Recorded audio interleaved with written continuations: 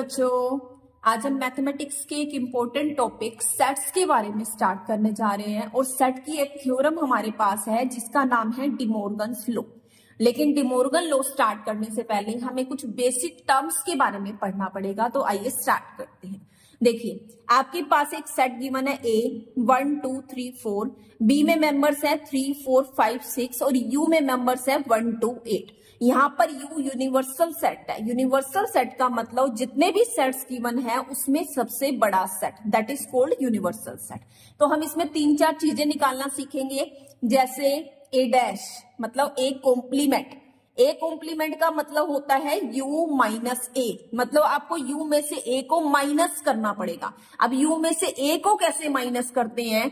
u में से आप a वाली टर्म्स को हटा दीजिए। तो देखो, u में ऐसे मेंबर सेलेक्ट करिए जो a में भी आ रहे हो, जैसे 1 आ रहा है, 2 आ रहा है, 3 आ रहा है और 4 आ रहा है। तो इनको छोड़ना होगा और आपको रिमेनिंग मेंबर लिखने होंगे। रिमेनिंग क्या क्या बच गए? 5 6 7 8। ये होगा ए डैश का मतलब, ठीक है। फिर हमने सीखना है A union B. A union B का मतलब होगा आपको ए और बी के मेंबर्स को कलेक्ट करना होगा। कलेक्ट में क्या क्या आएगा? 1 2 3 4 आ जाएगा। अब देखो, 3 तो आप लिख चुके हो, 4 भी ऑलरेडी आ चुका है, दोबारा नहीं लिखना। तो 5 लिखना है और 6 लिखना है। फिर हमने सीखना है ए इंटरसेक्शन बी। इंटरसेक्शन का मतलब ए और बी के कॉमन मेंबर्स को लेना है। तो कॉमन कौन कौन से आ जाएंगे? जैसे एक तो 3 कॉमन आ रहा है दोनों में और एक 4 कॉमन आ रहा है दोनों में, तो 3 और 4 ये हमारा इंटरसेक्शन हो जाएगा, ठीक है। इसी तरीके से हम 1-2 चीजें और सीख लेते हैं, जैसे बी डैश।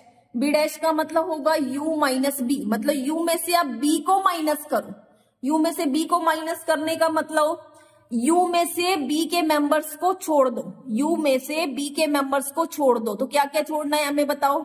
1 लिखना है, वो तो b का मेंबर नहीं है। 2 लिखना है, 3 आपको स्किप करना है क्योंकि वो बी का मेंबर आ रहा है। 4 आपको छोड़ना है, 5 छोड़ना है और 6 छोड़ना है। तो क्या क्या बच जाएगा? 7 बचेगा और 8 बच जाएगा। तो ये हुआ बी डैश। इन चीजों का हम डी मॉर्गन लॉ में यूज करेंगे।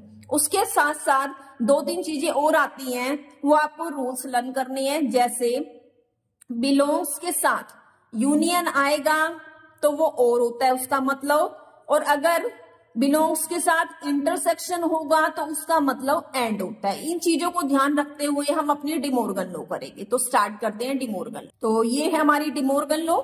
इसकी स्टेटमेंट क्या है? ए यूनियन बी का कॉम्प्लीमेंट इक्वल ए डैश इंटरसेक्शन बी डैश। यहाँ डैश का मतलब कॉम्प्लीमेंट ही है।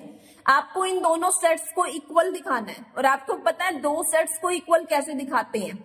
फर्स्ट वाले को सेकंड का सबसेट दिखा दो, सेकंड वाले को फर्स्ट का सबसेट दिखा दो। देखो, फर्स्ट सबसेट सेकंड, यहाँ पे सेकंड सबसेट फर्स्ट, मतलब LHS सबसेट RHS और फिर RHS सबसेट LHS। ये आपको प्रूव करना है। अब ये सबसेट कैसे दिखाया जाएगा? सबसेट दिखाने के लिए बेस्ट ट्रिक है कि यहां से आप एक मेंबर सेलेक्ट करेंगे। कोई भी मेंबर आप सेलेक्ट कर लीजिए। मैंने x सेलेक्ट कर लिया और इस x वाले मेंबर को आप राइट हैंड साइड पर अगर ले जाते हैं तो ये इसका अपने आप ही सबसेट हो जाएगा। तो मैंने यहां से x सेलेक्ट कर लिया, अब मुझे इसको राइट हैंड साइड पर ले जाना है। ये 4 रूल्स वही लिखे हुए हैं जो मैंने आपको बताया था। तो देखो, x बिलोंग कर रहा है ए यूनियन बी के कॉम्प्लीमेंट में, ठीक है। अगर x ए यूनियन बी के कॉम्प्लीमेंट में आ रहा है और अगर मैं यहां से कॉम्प्लीमेंट हटा दूं तो x उसमें बिलोंग नहीं करेगा। x not belongings to A union B. क्यों? क्योंकि मैंने अभी आपको बताया था ए और ए डैश दोनों एक दूसरे के अपोजिट होते हैं। जो मेंबर ए डैश में आते हैं वो ए में नहीं आते और जो मेंबर ए में आते हैं वो ए डैश में नहीं आते। पीछे आपने ए कॉम्प्लीमेंट निकालना सीखा था। तो अगर एक्स ए यूनियन बी के कॉम्प्लीमेंट में जा रहा है तो एक्स ए यूनियन बी में नहीं आएगा, ठीक है। अब आप इसको चेंज करेंगे कैसे?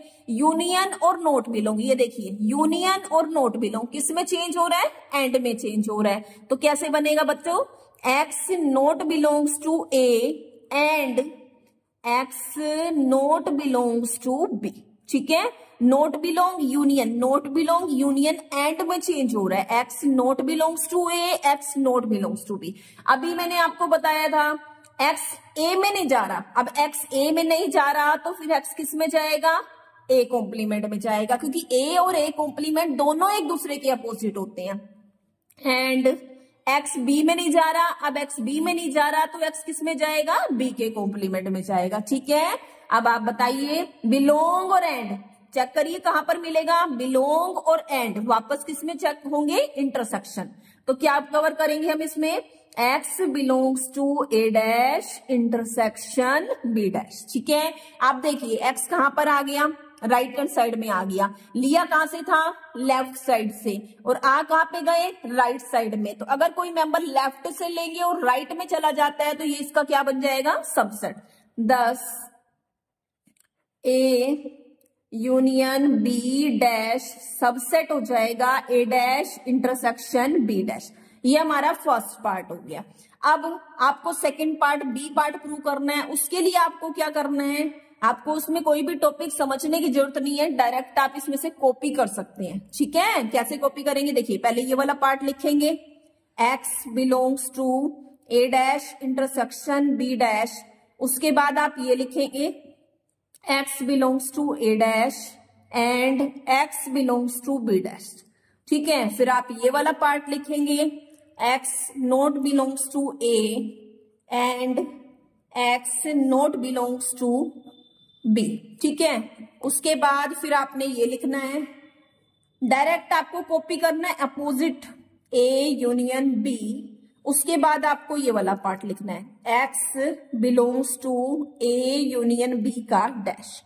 ठीक है, अब आप देखिए हमने लिया यहां से था, ये देखो, और आ यहां पे गए, ये देखो, तो बी पार्ट भी हमारा प्रूव हो गया। अब हम 10 करके लिखेंगे, 10 A dash intersection B dash subset हो गया हमारा ए यूनियन बी का डैश। इसको आप मान लें सेकंड इक्वेशन। ठीक है, अब आपको 1 एंड 2 से लिखना है, फ्रॉम 1 एंड 2, फ्रॉम 1 एंड 2। अब देखो LHS सबसेट हो गई RHS का और RHS सबसेट हो गई LHS का, तो ये दोनों इक्वल प्रूव हो गई क्या, A यूनियन B का dash equal to A dash intersection B dash. और आप चेक कर सकते हैं यही हमारा रिजल्ट है जो कि हमें क्या करना था, प्रूव। तो ये थी हमारी डे मॉर्गन लॉ। इसका एक पार्ट और भी है, वो नेक्स्ट वीडियो में डिस्कस करेंगे। Till then bye bye.